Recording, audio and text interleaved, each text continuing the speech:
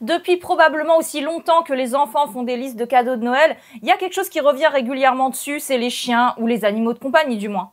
Sauf qu'un animal, c'est beaucoup de responsabilités et vous n'avez pas envie de vous retrouver à sortir Pitou chaque soir parce que votre rejeton a fini par trouver une nouvelle lubie. Eh ben, dans les années 90, quand j'étais gamine, il y avait la solution à ce problème, les animaux virtuels. Bonjour et bienvenue dans ce nouvel épisode de Demande à ta grand-mère. Encore un coup de vieux pour la grande majorité d'entre vous qui regardez cette vidéo parce que oui, sur cette chaîne, on parle de tout ce qui est vieux. Et aujourd'hui, on va laisser un peu tranquille les années 40 et aller faire un voyage en 1995, il y a seulement ou déjà 30 ans, ça dépend de comment vous vivez le temps qui passe. Cette année-là est apparu pour la première fois ce petit gadget. Et oui, vous l'avez reconnu, il s'agit bien d'un Tamagotchi. Son histoire commence au Japon, dans l'arrondissement de Toshima, au nord-ouest de Tokyo. Akihiro Yokoi est président de la société de développement de jouets Wiz. Un jour, alors qu'il se tape une page de pub à la télé, il tombe sur un spot mettant en scène un petit garçon qui fait face au refus de sa mère alors qu'il souhaite emmener sa tortue en vacances. Et le pauvre gamin est contraint de laisser son animal chéri à la maison. Visiblement, Akihiro, ça le marque, ça le travaille. Peut-être à cause d'une blessure d'enfance, ça on sait pas. Mais quoi qu'il en soit, ça lui donne une idée qui sera la base de la création du plus célèbre tas de pixels de compagnie de l'histoire, le Tamagotchi. À la base, il devait s'agir d'un animal portable prenant la forme d'une montre-bracelet avec un cadran en forme d'œuf. D'ailleurs, son nom, Tamagotchi, vient de Tamago, qui veut dire œuf en japonais, et de Wochi, qui est une interprétation nippone de l'anglais watch. Expliqué comme ça a l'air assez nul, on voit pas trop comment un gamin pourrait préférer une montre à son animal de compagnie. Mais il présente quand même le projet à la célèbre firme de jouets Bandai, dont il est un ancien employé d'ailleurs, puisqu'il a travaillé pour eux dans les années 80 avant de fonder Wiz. Au départ, ils sont pas fans de l'idée, mais Akihiro avait certainement de bons arguments et se montre assez convaincant pour que Bandai laisse sa chance à ce nouveau produit. Nous sommes en 1995 donc, et c'est là qu'entre en scène Aki Maïta, une employée de Bandai affectée à l'équipe du projet Tamagotchi. C'est un peu grâce à elle que le concept du Tamagotchi a évolué pour devenir un peu plus qu'un simple animal, mais un jeu à part entière où il faut s'occuper de lui afin de le faire grandir, de le maintenir en vie en lui donnant à manger, tout en veillant à son hygiène et à sa santé. En fait, quand on y pense, c'est elle qui a ajouté tous les ingrédients pour rendre les gamins accros. Il évoluera donc selon comment vous vous en occupez, et si jamais vous l'ignorez, il va tout simplement mourir. Et ouais, comme un vrai animal. Excite aussi l'idée de la montre parce que ça coûte trop cher. Le Tamagotchi sera commercialisé sous la forme d'un porte-clés en forme d'œuf. Et ils n'ont pas changé le nom, même si c'est plus une montre. Enfin, quoique, ça donne l'heure, hein, donc ça va quand même, non ? D'une conception très simple, il possède un petit écran LCD pas rétroéclairé, donc c'est super chiant. Si vous aviez la Game Boy d'ailleurs, vous savez que c'est une plaie et que vous avez forcément envié ce pote qui avait une Game Gear avec son écran couleur et rétroéclairé. Mais bon, quand on voyait la consommation de piles par rapport à la Game Boy, enfin bref, c'est une autre histoire. Donc je disais que le Tamagotchi avait un tout petit écran LCD en noir et blanc, 3 boutons, et ça marche avec une toute petite pile qui tient vraiment super longtemps. Pour vous dire, celui-là est allumé depuis Japan Expo 2024, ça fait presque un an. En fait, ça, c'est ce que j'avais prévu de vous dire, mais il se trouve qu'il y a quelques dizaines de minutes, quand j'ai voulu lui donner à manger avant ce tournage, il a affiché ça. Donc je suis arrivée au bout de la pile. RIP mon Tamagotchi. Le 23 novembre 1996, c'est le grand jour. Le Tamagotchi est officiellement lancé au Japon et vendu un peu moins de 2000 yens, ce qui fait environ 80 à 100 francs français de l'époque. On dirait que les adultes avaient quand même un peu de mal à saisir l'intérêt et le potentiel de ce jouet. Au départ, les magasins sont pas très chauds parce que le fait de faire élever par un enfant un animal qui en plus peut mourir, ça a pas l'air très amusant, mais tout comme son fabricant Bandai l'avait fait, ils laissent tout de même leur chance aux petits œufs et la suite de l'histoire montrera qu'ils ont bien eu raison de le faire. Dans les 90s, les jeux vidéo sont déjà très populaires et ça depuis les années 70. Mais malgré tout, c'est une activité qui reste assez chère et qui n'est pas accessible à toutes les bourses, contrairement au Tamagotchi. Et certainement en partie à cause de son prix, le succès est immédiat, surtout auprès des jeunes filles japonaises qui sont la cible principale du marketing de Bandai. C'est un an plus tard qu'ils déferlent sur le monde entier et deviennent un véritable phénomène, autant pour les filles que pour les garçons. Dans certains magasins, fallait même s'inscrire sur des listes d'attente tellement les stocks s'épuisaient vite et encore plus à l'approche des fêtes de fin d'année. C'est l'homme d'affaires Sébastien Bretto qui l'amènera en France après l'avoir découvert à Hong Kong. Je me souviens parfaitement des articles de journaux dans les dernières nouvelles d'Alsace à l'époque. Mon père m'avait acheté un Tamagotchi pour 100 francs à la foire de Mulhouse. Bon, c'est pas celui-là, celui que j'avais à l'époque était rose. Tous mes amis en avaient un aussi. Pour pas qu'il meure quand j'étais à l'école, c'était ma mère qui s'en occupait. Parce qu'à l'époque, il y a un truc qu'on savait pas, c'est qu'on pouvait les mettre en pause. Et si vous êtes sage, je vous dirai comment on fait à la fin de la vidéo, promis. D'ailleurs, revers de la médaille, la mort d'un Tamagotchi était vécue comme un traumatisme par pas mal d'enfants et suscitait alors l'incompréhension des parents. Imaginez voir votre enfant de 7-8 ans expérimenter le deuil avec la perte de ce que vous considérez juste comme un porte-clés qui fait bip bip. Il y a de quoi être perplexe. Selon le psychologue américain Andrew Cohen, ce jouet provoque un réel sentiment de perte et de deuil. Après l'avoir vu naître et grandir, l'enfant le verra mourir, peu importe pour quelle raison, et il sera triste parce qu'il s'y sera attaché. Première manifestation de ce phénomène, l'attachement émotionnel à quelque chose de virtuel s'appelle dès lors l'effet Tamagotchi. Imaginez si on apprenait la mort de ChatGPT aujourd'hui. Des vagues de suicides. Parce que c'est vrai qu'on s'y est vite attaché à ce petit blob informe dont le chara-design a été fait en seulement 15 minutes et qui bip toutes les 5 minutes parce qu'il a faim ou parce qu'il veut jouer. Parfois il bip aussi pour rien. Et là faut le punir parce que franchement faut pas qu'il abuse non plus. Vous voudriez pas vous retrouver avec un Tamagotchi roi mal élevé. Comme pour tout phénomène à succès, il y a des hordes de fans mais aussi des détracteurs. Certains parents sont vent debout contre le Tamagotchi, ce gadget débile venu du Japon. C'était d'ailleurs souvent les mêmes qui étaient aussi contre les jeux vidéo. Un des arguments négatifs avancés, à part le classique « ça rend les enfants débiles comme tous les jeux vidéo », c'est qu'il empêcherait nos chères petites têtes blondes de dormir en les réveillant la nuit. Sauf que non, les Tamagotchi, même bébés, ne se réveillent pas la nuit. Qu'est-ce qu'ils iraient pas inventer pour le discréditer au lieu de juste s'y intéresser et de comprendre comment ça fonctionne? Il y en a qui sont même jusqu'à aller raconter qu'au Japon, parce que de toute façon c'est loin et que Stéphane 8 ans et demi n'ira pas vérifier, il existe un cimetière pour les Tamagotchi parce que quand ils meurent, le jeu est fini, on peut pas le ressusciter, alors les petits japonais vont les enterrer et ils sont vraiment très très tristes. Du coup, on veut épargner au pauvre petit Stéphane cette tristesse. Vous comprenez, c'est pour le protéger qu'on veut lui interdire d'en avoir un. La vieille légende urbaine à 2 balles juste pour nous faire croire que c'est un truc jetable. Mais mine de rien, il y a beaucoup de gens qui y croyaient. Le peu de gens que je connaissais qui n'avaient pas le droit d'en avoir un, c'était principalement pour cette raison. Mais il suffit de lire la notice qui est fournie avec pour savoir qu'il y a un bouton reset au dos qu'il faut presser avec un stylo. Et la notice était en français, pas en chinois. Les parents, en chinois du Japon. Et le japonais, c'est ça, autant pour moi. Bon, par contre, il existait vraiment un cimetière pour Tamagotchi, mais celui-là, il n'était pas au Japon. Il était à Pondsmill en Angleterre, où un cimetière pour animaux avait une section dédiée au Tamagotchi. Pour 4,50 livres, vous pouviez avoir un petit cercueil et une pierre tombale pour votre porte-clés. C'est vrai que, dit comme ça sonne bizarre. Aujourd'hui, il ne reste plus de traces de cette pratique dans ce cimetière, les tombes ayant sûrement été retirées lorsque la mode des Tamagotchi est passée. Mais dans les années 90, il n'y a pas que les Britanniques qui ont enterré leurs compagnons virtuels. Des enfants sont également venus de France, d'Allemagne, de Suisse et même des États-Unis pour offrir à leur Tamagotchi une dernière demeure. Je saurais pas vous dire si c'est triste, lugubre, mignon ou cringe. Mais en fait, quand on connaît l'astuce, un Tamagotchi est immortel et je vous parle pas de reset. Mais on en reparle plus tard. Donc voilà, on voit bien que les arguments des parents opposés à la petite bestiole en pixels ne tiennent pas. Mais bon, c'était eux qui payaient, donc s'ils voulaient pas, c'était foutu pour vous. Quand vous réussissiez à en avoir un, vous l'adoriez. Moi, j'ai fait tout mon possible pour qu'il reste en vie et avec les potes, c'était le concours de celui qui avait le plus vieux. L'âge, c'est un délire chez les gamins quand même, entre ça et les verres Duralex à la cantine. Malheureusement, la version 90 est extrêmement exigeante. Si on s'en occupe pas pendant ne serait-ce qu'une demi-journée, il meurt. Ce qui pose un problème quand on doit aller à l'école. Moi, c'est ma mère qui s'occupait du mien, comme je vous ai dit, mais il y avait pas mal de gens qui les emmenaient à l'école.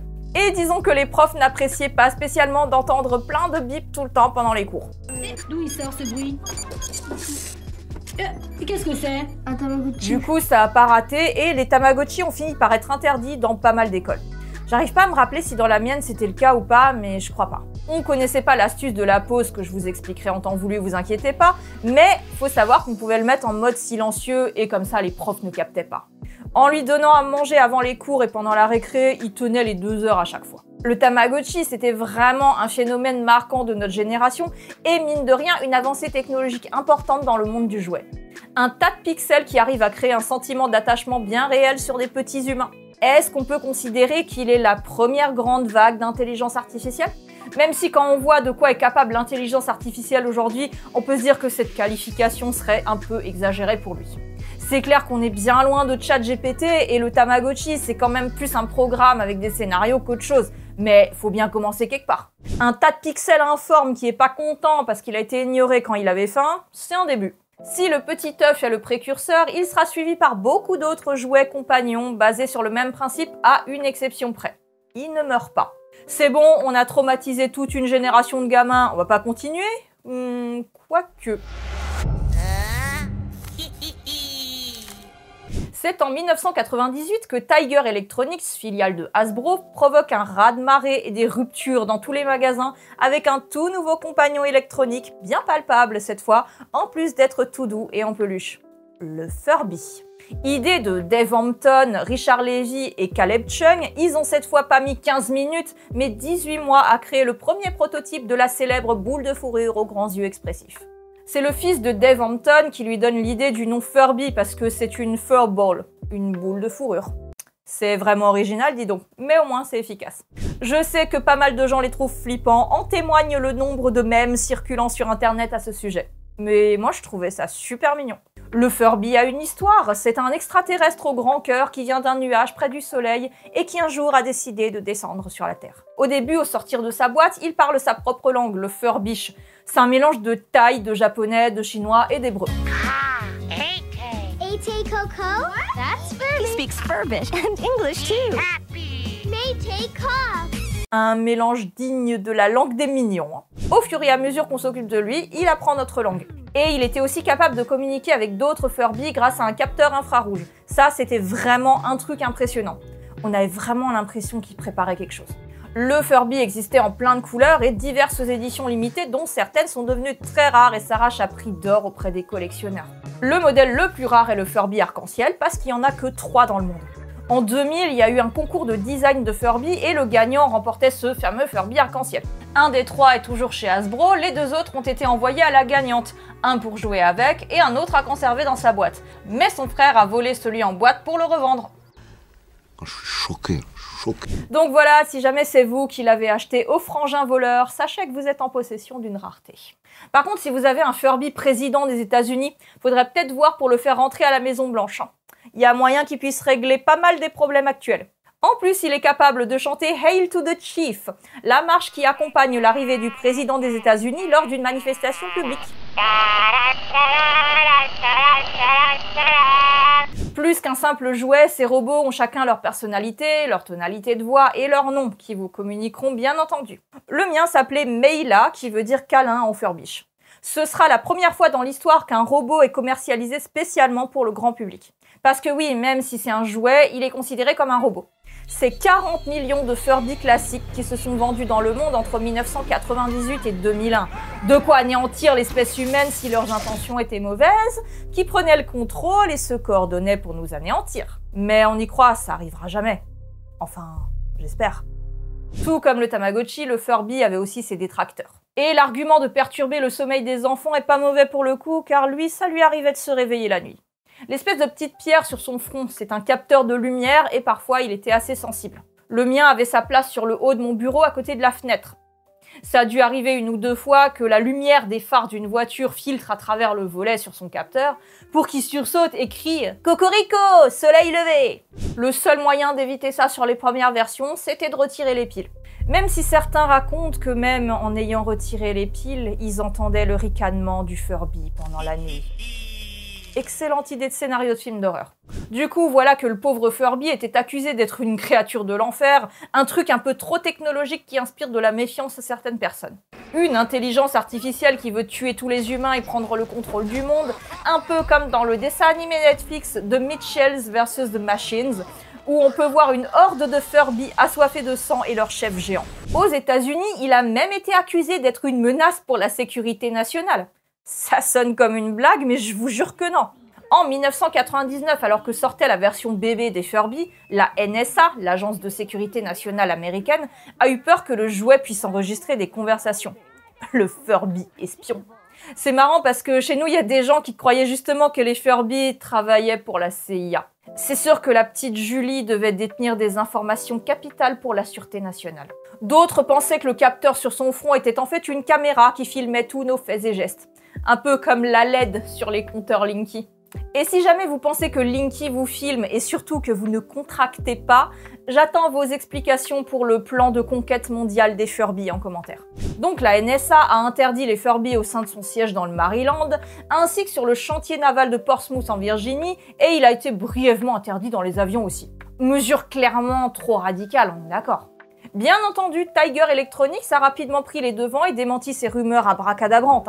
Le Furby ne possède pas la technologie nécessaire pour enregistrer des conversations et ne présente aucun risque de sécurité, encore moins pour le pays. Je pense pas que ça se soit passé comme ça, mais je peux pas m'empêcher d'imaginer une scène où les mecs de chez Hasbro sont dans un bunker secret souterrain et assistent derrière une vitre blindée à la dissection par des agents du gouvernement d'un pauvre Furby qui a rien demandé. Façon Alien de Roswell. Comme toutes les bonnes choses ont une fin, la popularité de la boule de fourrure commence à décliner en 2001 et après 48 coloris et 22 éditions spéciales, sa production sera arrêtée en 2002. Hasbro sortira cependant un nouveau modèle en 2005, le Furby Emototronic, équipé d'une reconnaissance vocale. Ils auront largement moins de succès que les modèles précédents et seront vendus jusqu'en 2007. Comme ils se sont moins vendus, ils sont en toute logique devenus très rares. Le Furby existe toujours aujourd'hui, il a fait son grand retour en 2012 et les modèles les plus récents sont connectés avec des applis de téléphone. J'ai d'excellents souvenirs avec le Furby, je trouvais ça tellement cool, surtout que tout le monde autour de moi en avait un, alors on les faisait parler, chanter ensemble. C'est quand même un truc assez hallucinant pour l'époque. Il était gris et blanc et des fois il rigolait tout seul quand mon grand-père parlait de politique. Ça avait le don de l'énerver. Il devait pas partager ses opinions, je pense. Après avoir passé un paquet d'années dans une boîte au fond de mon armoire, c'est quand j'étais au lycée qu'on lui a remis des piles pour que mon mari l'emmène en cours. Il faisait des études techniques et pour un de ses cours, ils étudiaient le fonctionnement du Furby justement. Mais le seul qu'ils avaient à dispo était en pièces et ne fonctionnait plus, du coup comme le mien marchait toujours, il l'a emmené pour amuser la galerie. Mais bon, on va dire que c'était pour la science. Comment faire marrer une bande de mecs de 20 ans? C'est extrêmement simple. Faites rôter un Furby.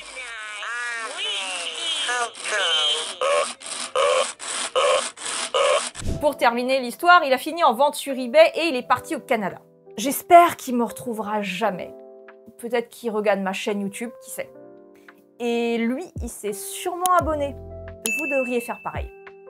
En même temps que les Furby, il existait d'autres compagnons électroniques qui se voulaient plus proches des animaux, comme le chien robot Poochie par exemple, produit aussi par Tiger Electronics et vendu entre 2000 et 2002.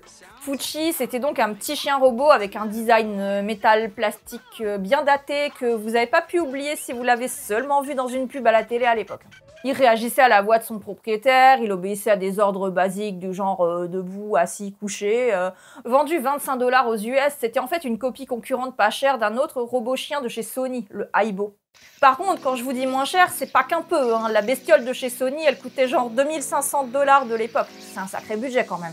Sorti en 1999, l'animal du constructeur japonais est le fruit du laboratoire d'informatique de la marque, travaillant sur, entre autres choses, l'intelligence artificielle. Son design est bien plus stylé, je trouve, que sa version cheap de Poochie. Il a été fait par l'artiste Hajime Sorayama et il fait aujourd'hui partie des collections permanentes du MoMA de New York. Stylé pour un jouet quand même. Vous doutez bien que vu son prix, j'en avais pas, peut-être que vous non plus d'ailleurs. Si jamais c'était le cas quand même, je suis vraiment très intéressée d'avoir votre retour d'expérience dessus en commentaire. Peut-être que j'ai des privilégiés dans mon public, qui sait. Les derniers que je voulais encore évoquer ici sont les Fur Real Friends. Comme leur nom l'indique, ces compagnons robotiques des années 2000 sont conçus pour être les plus réalistes possibles. Et ils sont allés très loin. Les chiens, les chats, oui, pourquoi pas. Mais ils ont quand même fait un poney qui était assez grand pour qu'un enfant puisse s'asseoir dessus. La gamme commencée en 2002 avec un chat électronique n'a cessé de s'étoffer et existe toujours aujourd'hui. Parmi les animaux les plus récents, on trouve une chèvre, un petit singe et un golden retriever. Tous ces jouets ont eu énormément de succès à leur sortie, tout comme leurs ancêtres extraterrestres diaboliques. Les animaux virtuels, quelle que soit la forme qu'ils prennent, des animatroniques comme les Furby aux jeux électroniques comme le Tamagotchi, ont toujours eu la cote. Je pourrais aussi citer des jeux vidéo comme Nintendogs par exemple, ou le site internet Neopets avec sa communauté qui existe toujours. Jeux d'éveil pour de jeunes enfants ou moyen de rompre la solitude de personnes âgées, ce type de jouets prendront sûrement une toute autre dimension avec les évolutions spectaculaires des intelligences artificielles conversationnelles comme ChatGPT. Je pense que les enfants du futur auront une enfance bien différente de celle que j'ai pu connaître dans les années 90 dans un monde pré-internet. Bien sûr, il y aura toujours des gens qui seront contre. Les évolutions technologiques ont toujours inspiré une certaine crainte, et on le voit d'autant plus avec les débats actuels sur l'IA.